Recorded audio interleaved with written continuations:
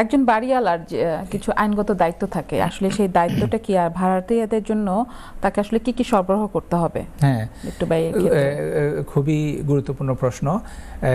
আপনি ঠিকই বলেছেন। আমরা আগে যেরকম বলছিলাম যে অনেক ল্যান্ডলর্ড আছেন এবং এক্সপিরিয়েন্স ল্যান্ডলর্ডও অনেকেই খেয়াল করেন না যে আইন কিন্তু প্রতিনিয়তই পরিবর্তন হচ্ছে।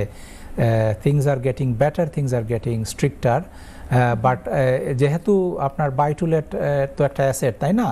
অনেকেই আছেন, অনেকের মধ্যেই ট্রানজেন্টের কাজ করে যে বাই টু লেট বাসায় আমার সময় নাই এগুলা লুক আফটার করার, তাহলে আপনার বাই টু লেট ইনভেস্টমেন্টে যাওয়াই উচিত না। অ্যাজ এ ল্যান্ডলর্ড আপনার অনেক লিগ্যাল দায়িত্ব আছে। এই যে আগে বললাম যে গ্যাস সেফটি সার্টিফিকেট প্রোভাইড করতে হবে, আপনার ইলেকট্রিক্যাল সেফটি সার্টিফিকেট প্রোভাইড করতে হবে। এটা কিন্তু একবার করে ফেললাম সারা জীবন এরকম না, এটা প্রত্যেক বছর আপনার এটা লাগে।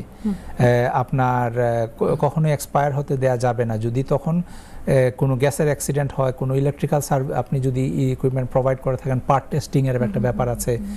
ইপিসি, আপনার যে ঘর আপনি ভাড়া দিলেন ওইখানে দেখা যাচ্ছে যে মানে রুফ দিয়ে পানি পড়তেছে, অথবা ডাম্প আছে বাসায় আপনার, অথবা আপনার জানালা দিয়ে ডাবল গ্লেজিংটা ঠিক মতো নাই, বাতাস আসছে, এগুলা কিন্তু হিটিং সিস্টেমটা ঠিক নাই, এগুলা কিন্তু ল্যান্ডলর্ড হিসাবে মানে করা যাবে না। You have to be on top of it and you have to provide all this, it's like a service, তাই না? টেনেন্টরা হচ্ছে আপনার কাস্টমার, ঠিক আছে? কাস্টমারকে যেরকম আপনি ক্লায়েন্টকে যেরকম সার্ভিস দিবেন, এই টেনেন্টদেরকে এরকম সার্ভিস দিতে হবে।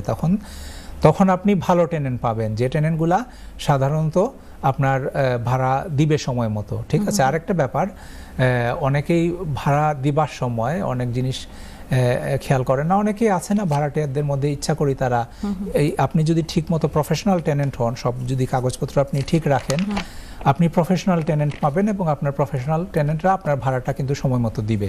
তো এটা আপনার জন্যই ভালো। অনেক কথা কিন্তু আমরা বললাম, আসলে এত বড় একটা টপিক, এটা আসলে একটু